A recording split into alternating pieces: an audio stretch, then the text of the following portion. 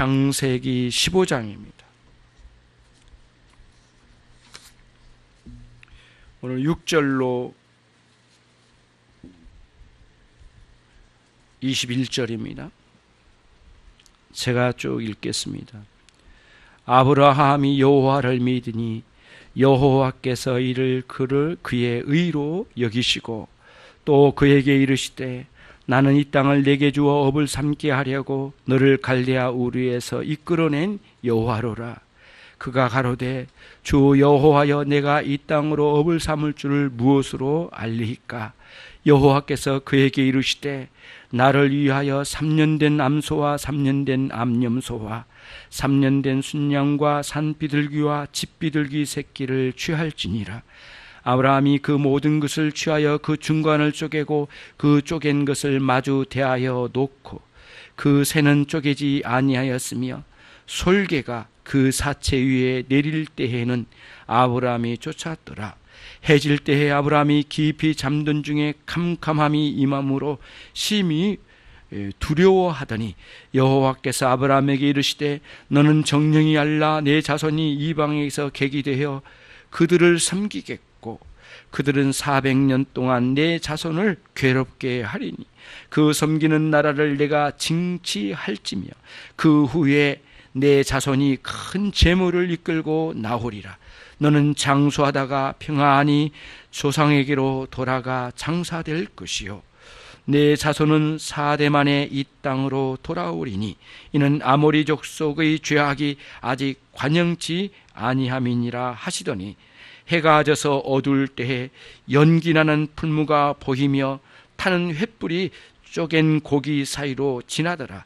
그날에 여호와께서 아브라함으로 더불어 언약을 세워 가라사대 내가 이 땅을 애굽 강에서부터 그 큰 강 유브라데까지 내 자손에게 주노니 곧 겐 족속과 그니스 족속과 간몬 족속과 헷 족속과 브리스 족속과 르바 족속과 아모리 족속과 가나안 족속과 기르가스 족속과 여부스 족속의 땅이니라 하셨더라. 아멘.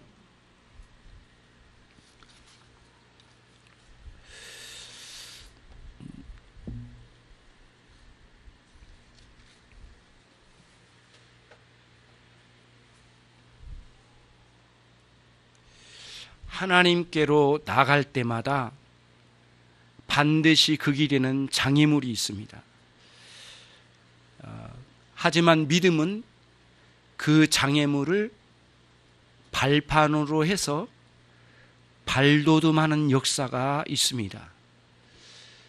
믿음은 사람으로 인하여 나온 것이 아니기 때문에 저와 여러분은 그 구원의 믿음이 하나님으로부터 왔다는 사실을 깨닫는 것, 그리고 그것을 인식하는 것이 굉장히 중요합니다.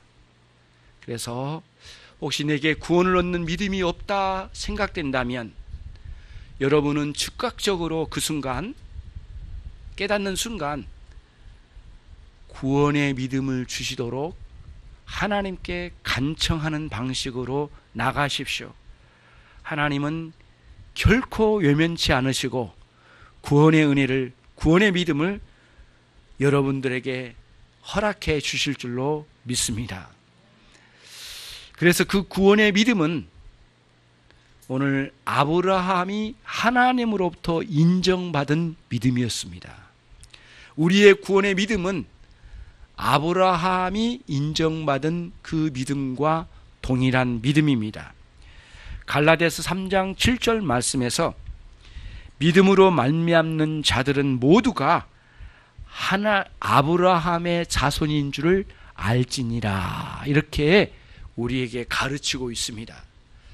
구원을 얻는 믿음이 여러분 안에 있으시다면 여러분은 아브라함의 믿음과 동일합니다. 그런데 아브라함은 오늘 하나님으로부터 인정받는 믿음을 확증받았습니다. 그래서 6절을 가보시면 아브라함이 여호와를 믿으니 여호와께서 이를 그의 의로 여기시고 라고 표현되어 있습니다. 의로 여기셨다고 하는 것은 한 죄인을 하나님께서 받아들이셨다라는 말씀입니다. 의로 여기셨다라는 뜻은 죄인을 받아들이시는 하나님을 의미합니다. 이 믿음을, 아브라함의 믿음을 하나님께서 인정하셨습니다. 얼마나 기쁜지 모릅니다. 그런데 그 믿음이 우리의 믿음과 동일하다라고 갈라디아서 3장 7절에 일러주고 있으니 이거보다도 더 기쁜 일이 또 어디에 있겠습니까?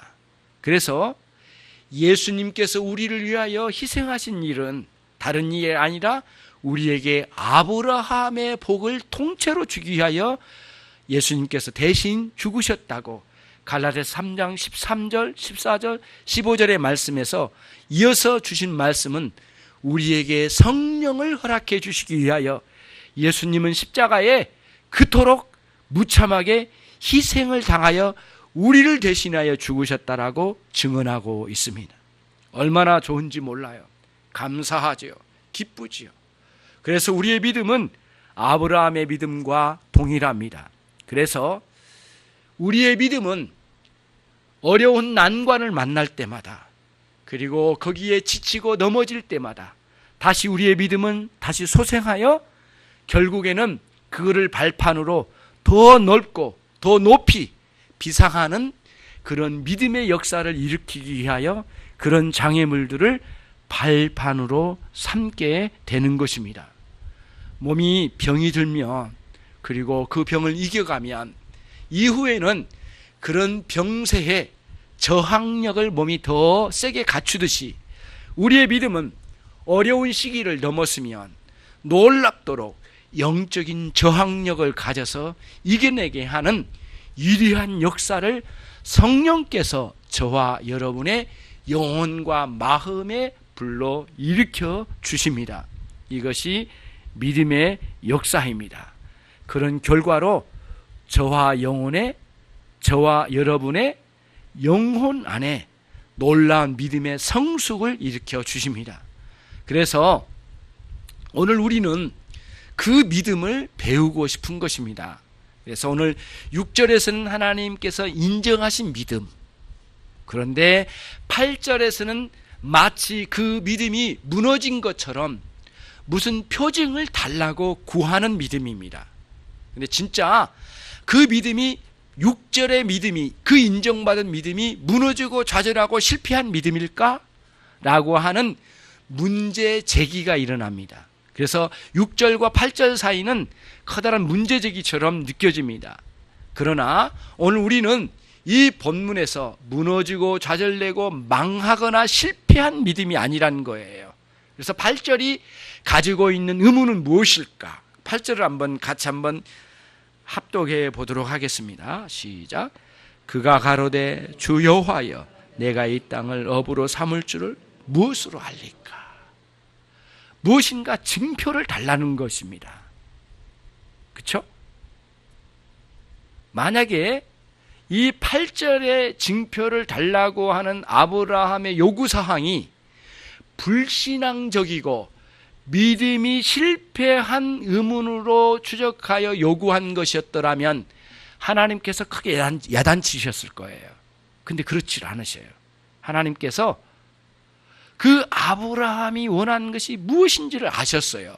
그리고 즉각적으로 그 요구사항에 하나님께서 답변을 주셨어요. 그 답변은 두 가지 형태로 묶여져서 나오는데, 언약 체결, 그리고 또 하나는 뭐예요? 희생제사. 희생제사이면서 언약 체결입니다. 그렇죠? 예.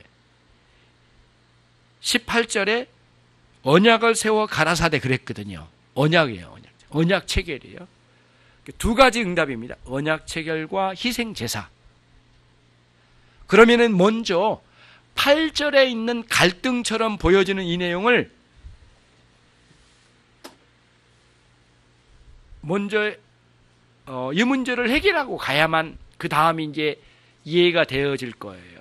그래서 아브라함이 6절에서 인정받은 구원을 얻는 믿음이었고, 문제 해결의 믿음이었고, 영생을 얻는 믿음이었어요. 그건 사실이에요.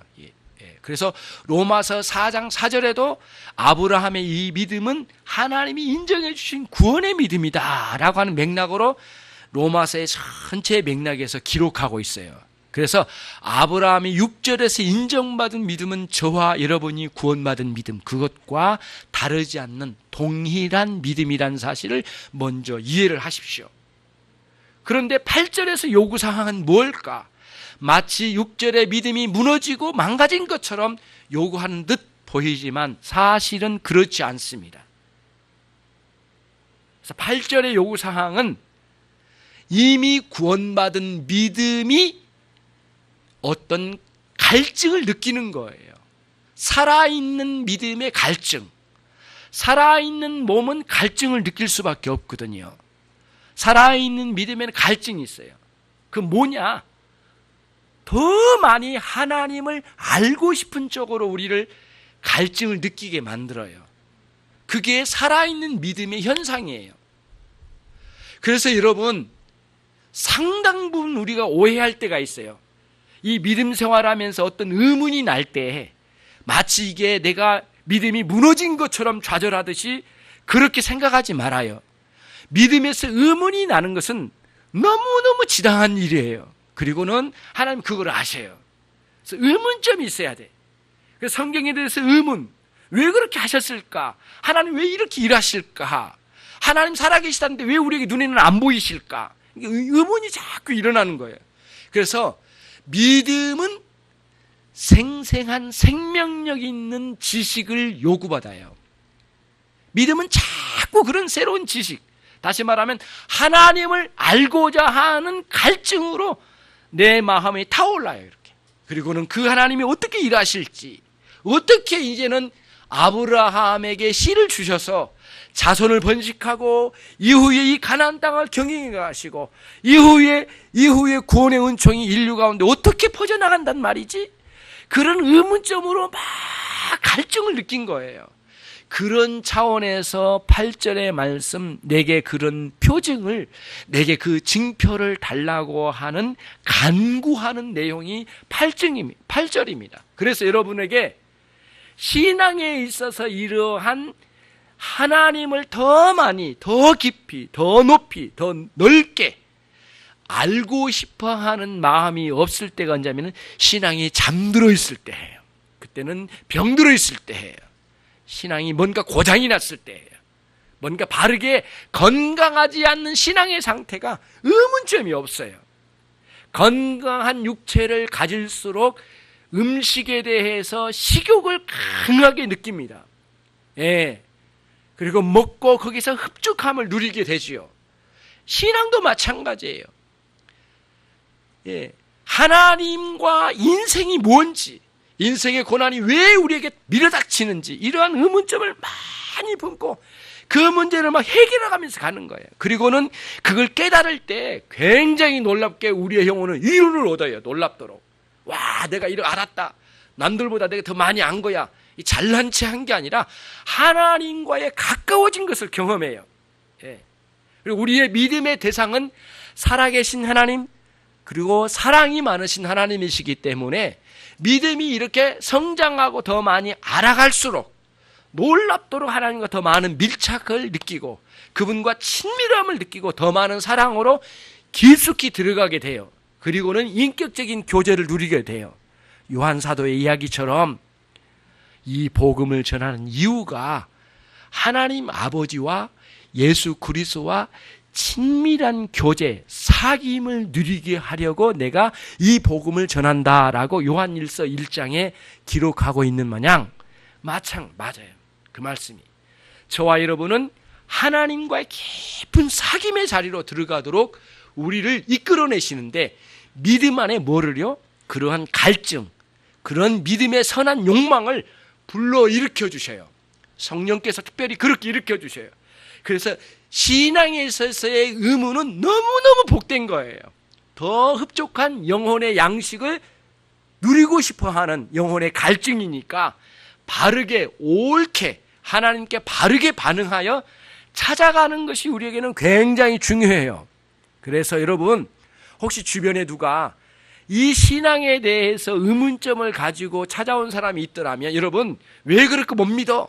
이렇게 야단치지 말고 받아들여요. 그리고 들어봐요. 그리고는 이분이 뭐를 알고 싶어 하는구나.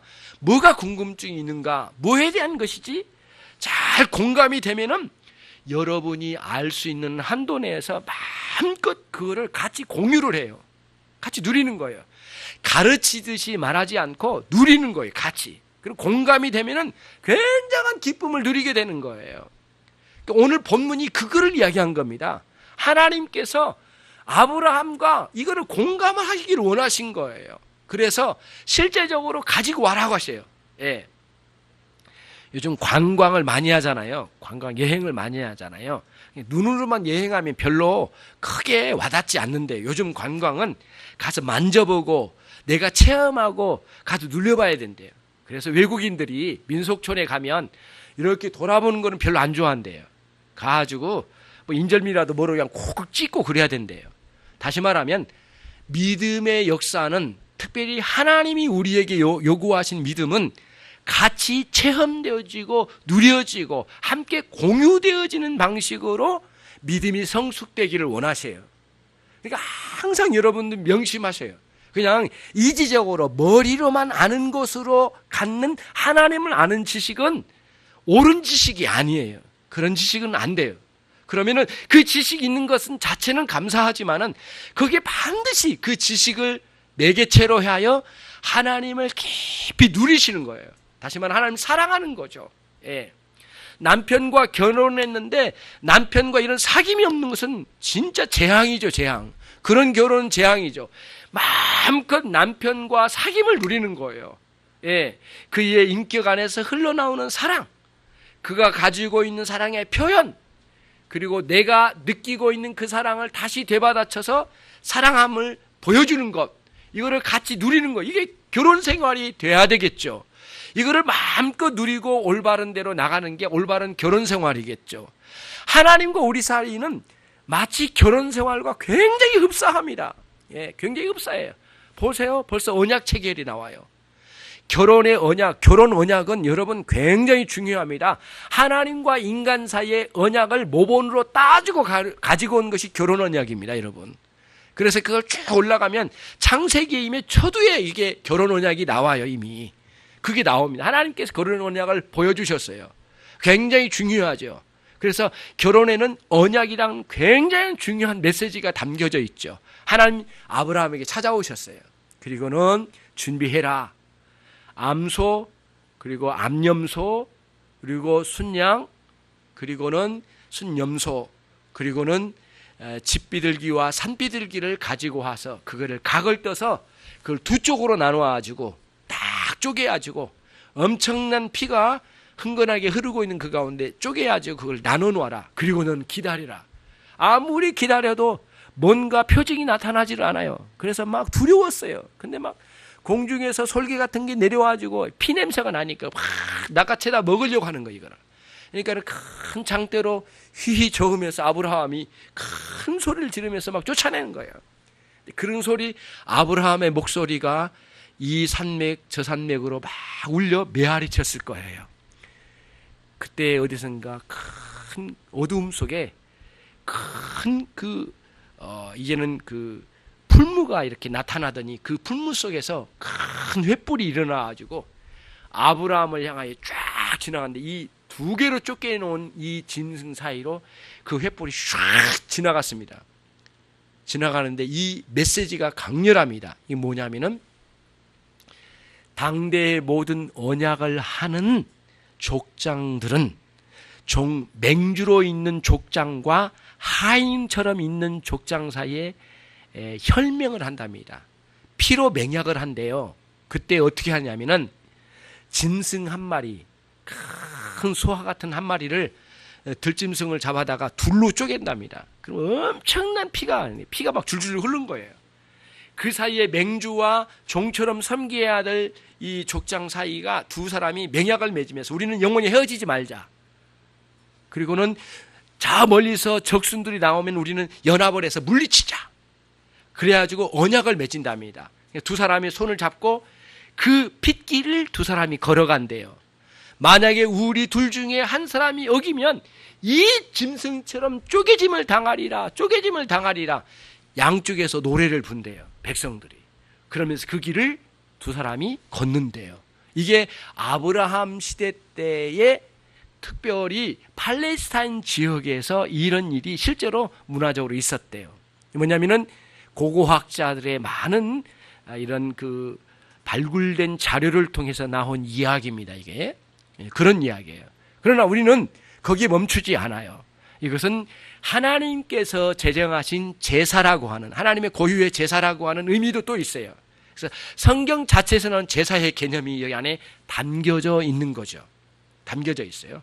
그 제사의 의미는 뭐냐? 그러니까 아무튼 그때의 관습처럼 관습에 의해서 그게 실행된 건지, 아니면 하나님 고유하게 명령하셔서 이 짐승을 잡아 쪼개어서 기다리라고 명하신 건지, 둘 다를 다 염두에 두더라도 우리는 여기서 잊을 수 없고 여기서 망각할 수 없는 한 가지는 꼭 있어요. 이게 뭐예요? 하나는 짐승이 왜 여기서 죽어야 되는가라는 문제예요. 그것이 항상 의문으로 남아요. 제사 집례하는 사람들의 모든 의문이에요. 재물을 가지고 와라, 각을 떠라, 그리고 나누어라, 그리고는 하나님이 거기 오신대요. 그때마다 자꾸 의문이 든 거예요. 왜 이 짐승이 죽어야만 하는가라고 하는 의문점이에요. 근데 성경의 모든 내용을 볼 때마다 성경의 일관된 내용은 뭐냐면은 너 대신 여기서 죽는 짐승이다라고 이렇게 말씀하세요. 그러니까 제사 집례하는 모든 백성들이 이 제물을 갖다 바치면서 늘 여기서 한탄스럽게 느끼는 것은 뭐냐면 나의 죄가 이토록 많다는 말인가라고 하는 하염없이 통곡하는 마음으로 제물을 하나님께 바쳐드리면서 거기서 회개가 터지기 시작하는 거예요.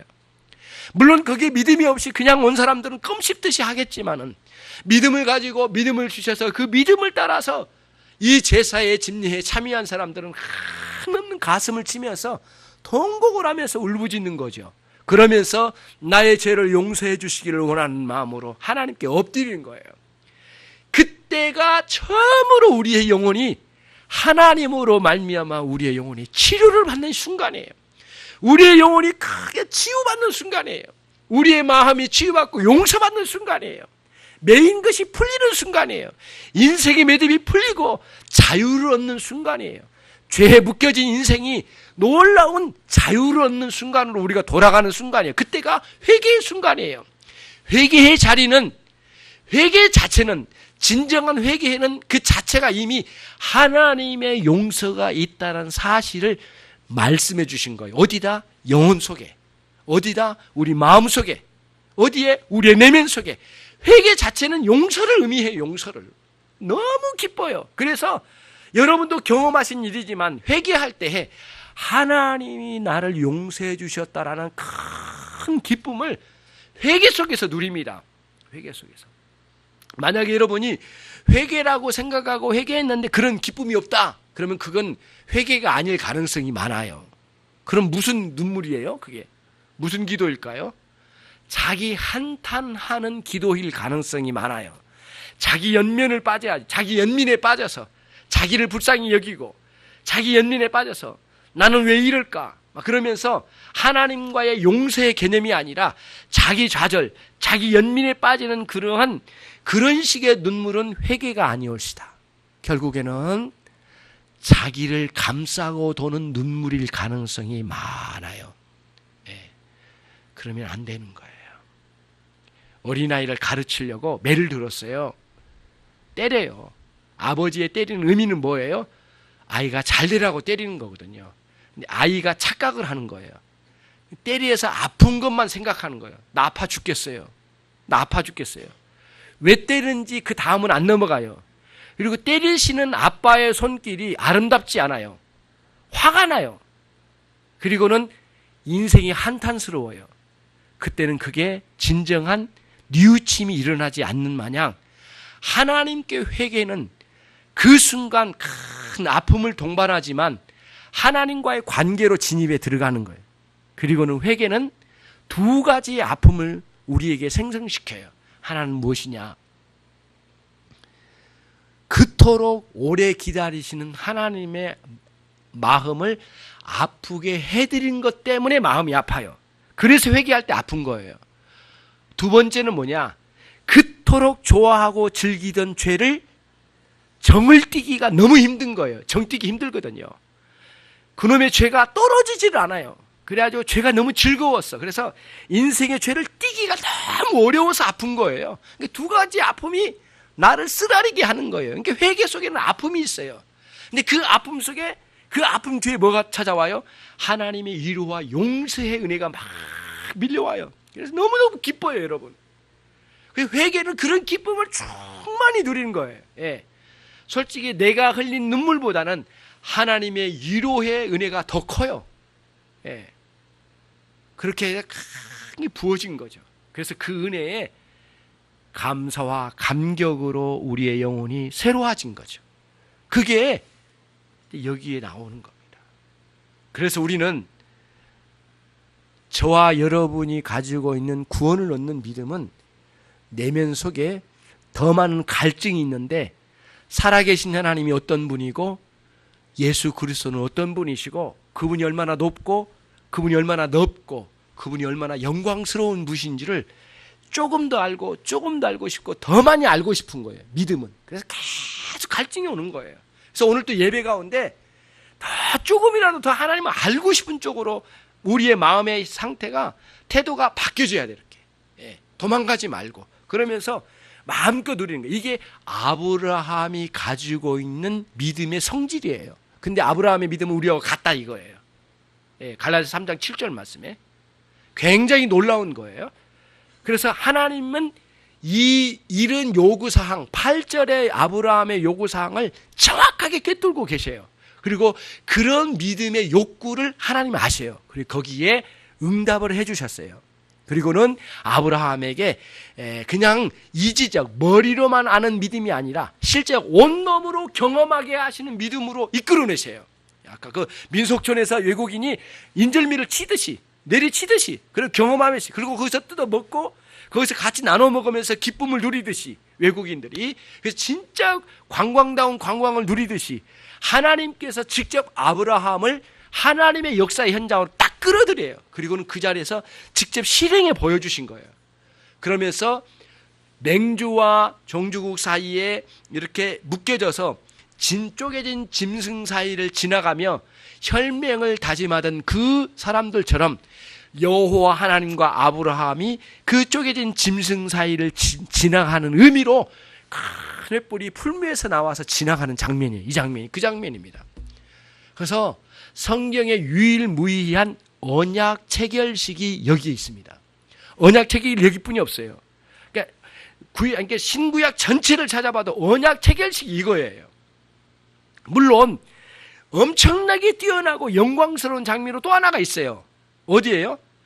예수님께서 십자가에 금요일날 돌아가실 때인데 목요일날 밤에 제자들과 최후의 만찬석에서 이거는 내 피다 내 살이라고 주실 때 그때도 한 번 있었어요. 언약 체결식.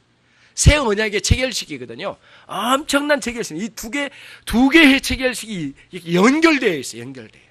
예. 그러면 아브라함이 경험한 언약 체결은 무엇일까요? 짐승이 죽었습니다. 그러면 이제 의문점이 들어요. 짐승이 죽임당한 것으로 나의 죄를 충분히 대신할 수 있을까의 문제가 의문이 들어요. 그래서 짐승이 죽는 것을 보면서 하나님의 용서를 우리의 믿음은 짐승이 죽는 것을 보면서 우리의 믿음은 하나님의 용서를 강하게 끌어당겨요. 그리고는 하나님의 용서를 붙잡아요. 믿음은. 저와 여러분의 믿음은 하나님의 용서의 은혜를 꽉 붙잡아. 이게 어디서 일어난다? 제사 집례 속에서 오늘날은 예배 속에서 그거를 경험해요. 꽉 붙잡아요. 하나님의 그 용서의 은혜를 꽉 붙잡아. 그런데 문제는 여기에 있어요. 어느 누구도 짐승보다 나은 존재인 인간의 죄를 인간보다 못한 짐승이 죽음으로 우리의 죄를 대신할 수 있을까라고 하는 문제는 항상 남아요. 그래서 거기 의문점이 있는 거예요. 영원하지도 않고 완전하지도 않다는 것을 다 구약의 성도들이 알았어요. 눈치챈 거예요. 그래서 지난번에 짐승으로 예배드렸지만 또 이번에 또 드리는 거예요. 완전하지 않았으니까. 그런데 지금도 완전하지 않아. 그러면 어떤 의미가 있어요? 이 짐승의 제사를 통하여 여기에 다 끝났다라고 생각을 한 번도 해본 적이 없어. 항상 부족해. 그러면 이 짐승이 내 앞에 죽어간 것은 뭐냐 이거예요. 그거는 하나님의 용서의 상징으로 보여준 것이고 영원하고 완전한 죽음을 향한 표징이고 표시이고 상징으로 죽어가는 거예요. 상징으로 죽어가요. 근데 그토록 아꼈던 양 한 마리가 내 앞에서 죽어가는 거예요. 여러분 강아지를 키우신 사람들 있잖아요. 그 키우는 강아지처럼 이스라엘 백성들은 양을 키웠답니다. 애완견처럼 집에서. 그리고 젖도 짜서 먹고 이렇게 해서 먹는 거예요. 그러나 이거를 양식으로 하고 많이 키우면 굉장한 큰 부를 이뤘대요. 이스라엘 나라에. 그런데 보통 일반 서민의 가정에는 양을 한두 마리 집에서 키운답니다. 그럼 잠잘 때는 양을 끌어안고 자기도 하고요. 잠자다가 손을 쭉 뻗으면 양이 내 손을 핥기도 하고 마치 애완견처럼 그런데요. 얼마나 아꼈겠습니까? 가족하고 똑같답니다. 거의. 그리고는 이스라엘 나라에서는 이 양들에게는 모두 이름이 있답니다. 이름을 부른대요. 애완견은 정말 똑같죠. 이름을 부르면 꼭 따라온답니다. 그 여러 마리 양 중에서 그 이름을 부르는 양만 온답니다. 얼마나 이 양과 그 이스라엘 백성들 사이의 관계는 얼마나 친밀했을까요? 그런데 어느 날 무자비하게도 아버지가 그 양을 끌어내는 거예요. 그리고는 안식일 전에 준비를 해서 끌고 가는 거예요. 이 자식이 막 붙들고 아빠 어디로 데리고 가냐고 팔지 말라고. 파는 것보다 더 무서운 일이에요. 양을 이게 죽이는 장면, 죽인다는 거예요. 거기서 막 처절하게 우는 거예요, 아이들이. 그래서 찾아간대.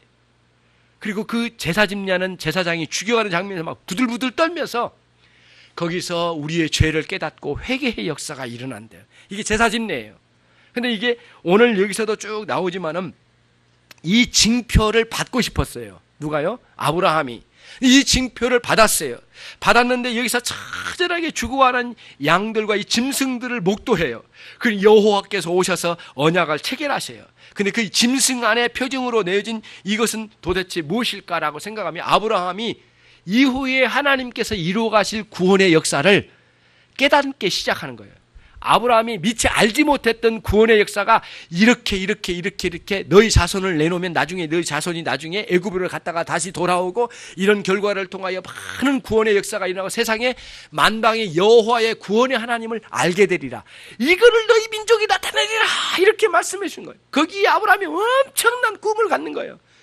그래서 이 엄청나게 하나님의 역사를 막 깨닫는 거예요. 그래서 하나님의 역사가 내 인생 밖에서 일어나지만 그 하나님의 역사가 심지어는 아브라함의 마음 속에서도 일어난 거예요. 어떻게 해요? 성령의 감동 감화의 역사로. 이게 기독교의 신앙의 실체예요. 밖에서도 하나님의 역사가 있어요. 십자가가 우리 인생 밖에서 일어났어. 그러나 결국에는 믿음을 통하여 그 예수님이 골고다에 죽으신 그 십자가의 죽으심이 믿음은 그 십자가의 죽으심을 우리 안으로 끌어당기는 거예요. 그리고 내 안의 감동과 감화를 통하여 그리스도가 내 안에 죽으심을 실제로 믿음은 경험해내는 거예요. 그러면서 큰 기쁨을 누린 거예요. 그래서 이거를 깨달은 바울 사도가 정말 감격을 받았습니다. 다시는 세상에 많은 것들을 쫓아가지 않으리라. 그거는 다 배설물로 여기고 예수 그리스도를 알아가고 예수의 십자가를 아는 지식으로 내가 말마다 새로워지리라. 이런 꿈을 가졌어요. 아브라함도 이런 관점에서 큰 구원의 역사, 하나님의 위대한 구원의 역사를 크게 마음에 품어내는 아주 소중한 징표로 재물이 죽어가는 것을 통해서 깨닫게 된 거예요. 그게 아브라함이 여기서 그 엄청난 감격을 누리는 게 되는 것이죠. 그래서 신앙은 내 인생 밖에서 일어난 것을 인정하는 것으로 끝나면 신앙이 아니에요. 그 일어난 것이 내게 의미가 있어요. 왜 죽으셨어요, 예수님? 왜 그렇게 되셨는가? 그거를 깨닫는 거예요. 믿음은 그거를 낚아채는 거예요. 그 진리를. 그리고는 그 진리와 은혜를 붙잡는 거예요. 그게 믿음의 역사예요. 믿음은 결코 무너지지 않아요. 구원받은 믿음은 결코 망하지 않아요. 결코 죽어지지 않아요. 쓰러진 것 같은데 오히려 그걸 발판으로 더 높이 나르고 더 많이 하나님을 알아가는 대로 우리를 이끌어내는 믿음의 역사가 있으니 여러분의 신앙생활의 어려움으로 많이 넘어지거나 좌절스럽게 느껴질 때마다 여러분의 믿음은 결코 망하지 않는 믿음이라는 사실을 아시고 그때마다 더 큰 아브라함처럼 내게 징표를 보여주십시오. 진리를 깨닫게 해주시고 은혜를 주십시오. 그리하면 내가 이전보다 알지 못했던 때보다는 더 많이 알아감을 통해서 하나님을 더 많이 찬양하고 더 많이 광고하고 더 많이 전도하고 더 많이 알리고 그리고 더 많이 내 영혼도 누리고 즐기고 그러면서 인생을 살아가게 되지 않겠습니까? 하나님, 이 고난의 이 절망스러운 인생의 벼랑 끝에서 하나님 내게 징표를 보여주십시오. 이렇게 간구할 수 있는 것은 하나님을 조롱한 것이 아니라 하나님을 더 많이 사랑하는 사람들 입속에서 나온 거예요. 그래서 여러분들은 믿음의 징표를 구해내셔야 돼요. 예. 그게 있는 본문의 굉장히 역동적인 메시지입니다. 믿음은 그냥 주저앉아 있으면 안 돼요. 막 찾아내야 돼요. 자꾸 찾아내야 돼요. 예. 여러분 이렇게 생각하면 큰 오해될 때가 많아요. 믿음은 이거 해야 된다. 믿음은 저거 해야 된다. 믿음은 저거 해라. 믿음은 이거 해라. 믿음은 이거 해라. 저거 해라가 아니야. 믿음은 하나님이 주신 걸 받아내는 거예요. 받아내는 거. 예. 그러니까 우리의 노력의 초점이 아니라 하나님이 주심이 초점이에요. 이게 믿음의 역사예요. 믿음은 절대 좌절하잖아요. 그러니까 믿음은 내가 이거 해야 되겠다. 믿음은 저거 내가 이거 해야 되겠다. 이럴 때는 믿음이 무너질 때가 많아. 지쳐버리고 낙심될 때가 너무 많아. 그래서 교회에서 이거 해라 저거 해라 막 이렇게 요구하면 너무 힘들잖아요. 힘 안 드셨어요? 네. 너무 힘들어. 막 이거 해라 저거 해라. 지금 이것도 내 일도 하나 못 추리는데 막 이거 해라 저거 해라 막 헌금해라 뭐 해라 뭐 봉사해라 막 할 때 굉장히 힘들어요. 예, 예. 너무 힘들어. 김 목사만 힘든 거 너무 힘들어요. 힘든데 원래 이 믿음은 그게 초점이 아니래요. 믿음은 하나님이 주신 것을 받아내는 거예요. 누리는 거예요. 이게 믿음의 초점이래요. 그게 오늘 내용이에요. 근데 그 두 가지로 표정을 주셨는데 언약 체결과 뭐예요? 희생제물, 희생제사가 표징이에요. 오늘 내용은 그겁니다. 전체 흐름이. 그거를 이제 갈망하게 되는 거예요. 그러면 이제 오늘 이제 그래요. 여러분에게 제가 말씀드렸잖아요. 믿음은 뭔가를 찾아내고 구해내는 놀라운 표징을 찾아내는 거라겠잖아요. 아브라함은 뭘 찾아냈어요? 하나님의 역사하심으로 희생제사와 언약체계를 통하여 하나님이 영원히 떠나지 아니하실 것, 그리고 내 죄를 대신하여 뭔가가 죽어지는 것을 보여줬어요. 그래서 표징을 찾아낸 거예요. 아브라함은 그걸 붙들었어요. 그래서 하나님이 나를 영원토록 용서하시고 영원히 나와 함께 하신다는 것. 그래서 언약체계의 의미는 뭐냐? 이런 거예요. 너는 아브라함에게 하는 말이 아닙니다. 여러분에게 하는 말입니다. 너는 너와 관계된 모든 존재는 반드시 헤어질 거다. 언젠가는 반드시 떠난다. 다 떠나고야 만다. 너의 모든 만남은 헤어지기 위한 만남일 뿐이다. 그러나 나 여호와는 너를 영원토록 떠나지 아니하리라. 이게 언약 체결의 메시지입니다. 이게 성경이 주는 메시지예요. 예. 굉장히 저는 어느 날 아주 이 말씀에 굉장히 강렬하게 느꼈어요. 모든 인간의 만남은 헤어짐을 전제로 하고 헤어짐을 준비하는 만남일 뿐이다. 그러니까 인간은 헤어지지 않으려고 발버둥 치는 존재다. 헤어짐에서 상처를 입고 나가 떨어진 게 인생이다. 그러나 여호와 하나님 영원히 헤어지지 않으신 하나님으로 언약 체계를 하신 거예요. 그래서 영원히.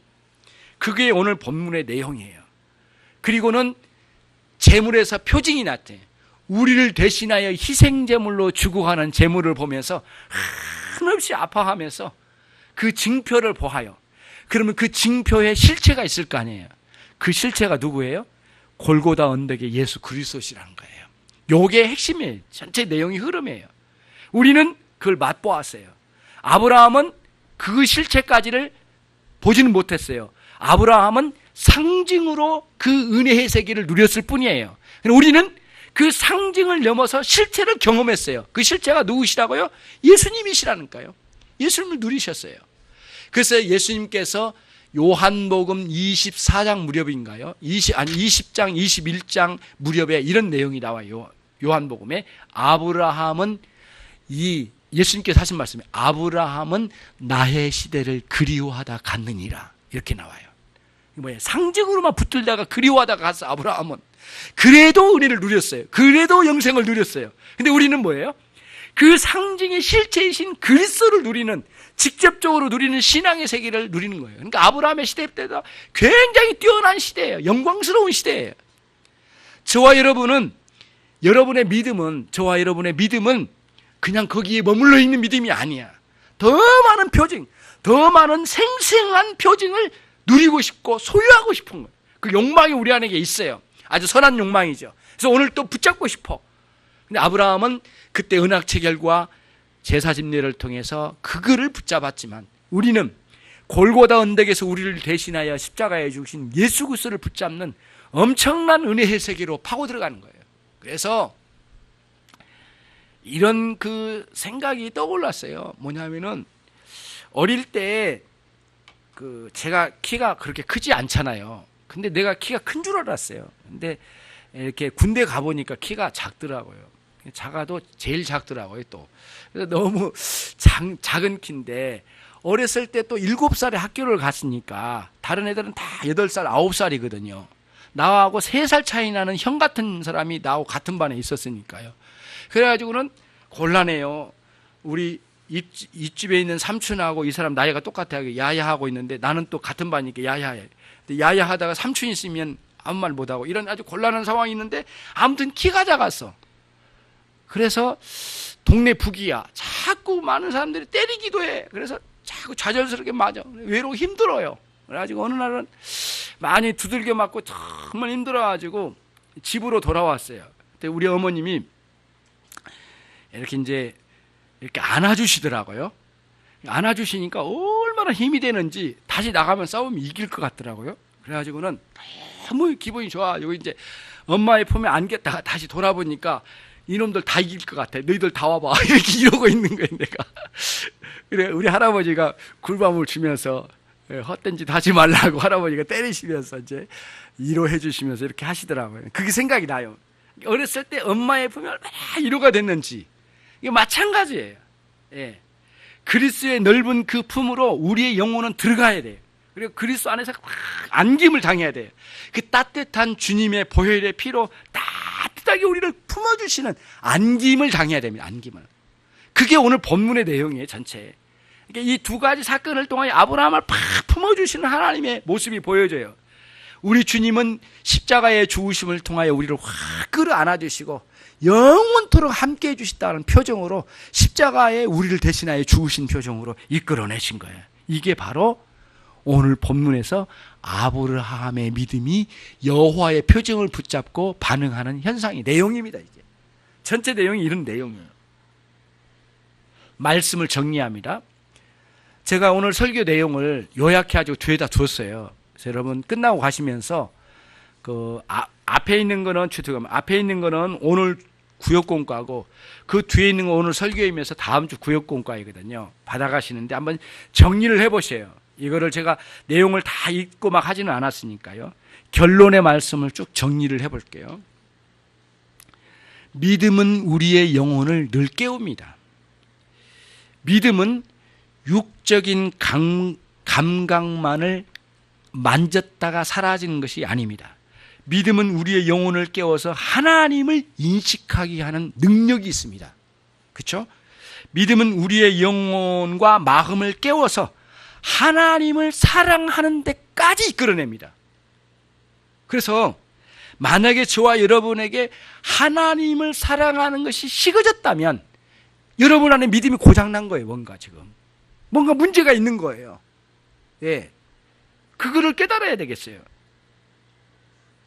이 믿음은 하나님으로 말미암아 내려옵니다. 사람으로 오지 않습니다. 하나님께서 구원의 역사를 이루어 가실 때에 우리의 믿음은 더 많이 하나님의 역사를 알고 싶어 합니다. 갈증이 생기는 거예요. 그냥 덮어놓고 믿는 거 아니에요. 그래서 성경으로 돌아가고 성경에서 진리와 은혜를 이렇게 파 올리지 않으면 우리의 믿음은 견디지를 못해요. 못 견뎌요, 우리 믿음이. 힘들어요. 그래서 어떤 사람은 끝까지 성경을 안 보거나 은혜를 못 누리면, 그 진리와 은혜를 못 이렇게 뭔가 캐어 올리지 못하면, 채취하지 못하면 결국에는 우리 믿음이 나가 떨어져요. 그리고는 악한 영의 공격을 받으면 아무런 힘을 못 써요.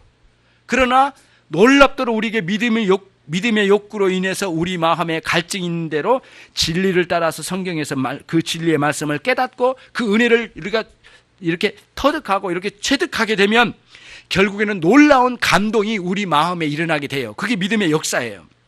하나님은 이런 방식으로 우리에게 믿음을 주셔서 하나님과 우리 사이에 기계적인 관계가 아니라 인격적인 관계로 우리를 이끌어내신 거예요. 그래서 기독교 신앙은 하나님과 사귐이에요. 사귐이 최고의 수준이에요. 사귐의 수준이에요. 근데 그 사귐이 영원한 사귐이에요. 예. 그래서 우리의 영혼에 믿음은 찬양을 불러일으켜요. 감사가 넘치게 해요. 그래서 이 믿음은 그런 의미에서 가치가 있는 거예요. 그래서 저와 여러분이 믿음으로 반응하여 찬양이 넘치는 남은 생애가 되시길 바랍니다. 감사가 있고 회개가 있는 믿음으로 나아가시길 바라요. 진리와 은혜는 믿음을 굳건하게 믿음이 붙잡습니다. 진리와 은혜는 믿음은 언약의 말씀을 붙잡고 살라고 말합니다. 믿음은 하나님을 갈망하며 살아갈 때도 고난 자체가 우리의 친구처럼 여겨집니다. 고난은 우리의 믿음을 세워갑니다. 믿음은 고난을 도구로 삼아서 우리의 인생을 꿰뚫어 봅니다. 인생이란 이런 존재였구나 꿰뚫어 보는 거죠. 믿음은 예수 그리스도를 생명으로 붙잡습니다. 믿음은 그리스도는 언약 체결의 종결자이시고 최종적 종결자이시고 당사자이십니다. 그리스도는 희생제물의 희생제사의 주관자이시지만 그리스도는 동시에 저와 여러분의 희생제물의 제물 자체가 되십니다. 믿음은 이 사실을 최고의 영광으로 터득하고 붙잡는 능력이 있습니다. 그래서 믿음은 예수 그리스도를 붙잡는 믿음이 믿음이라고 말하는 것이죠. 그리스도를 믿는 믿음으로 한없이 위로를 얻으시고 그 안에서 주님과 함께 날마다 영적으로 같이 동행하는 삶으로 영광스러운 남은 생애가 저와 여러분에게 있기를 바랍니다. 아무리 어려운 상황, 아무리 벼랑 끝에 놓여진 인생 같을지라도 그리스도와 함께 그 자리에 있다면 그 자리는 영광스러운 날이 되게 될 줄로 믿습니다. 하나님 아버지, 저희들이 이 시간 아브라함의 믿음과 우리의 믿음이 일치된 믿음이라는 사실과 함께 믿음의 갈증을 해소시켜 주시는 여호와의 표징을 나타내 주심을 감사합니다. 우리의 표징이 십자가에서 보여주셨사오니 영원한 표징이요 오늘 또 가슴 뜨거워지게 하는 표징이 십자가였으니 그리스도의 죽으심으로 말미암아 우리에게 영원한 표징으로 하나님 아버지와 언약을 체결한 위대한 역사였음을 깨닫습니다. 믿음은 이 진리를 굳건하게 붙들 줄로 믿습니다. 자비하신 하나님, 우리에게 큰 믿음과 그리고 영원히 좌절되지 않는 이 믿음을 가지고 우리를 이끌어 주시옵소서. 우리가 진리를 따라 알아가게 하시고 주님과 일평생 동행하는 삶을 살게 해 주시옵소서. 예수 그리스도의 이름으로 기도 올려옵나이다. 아멘.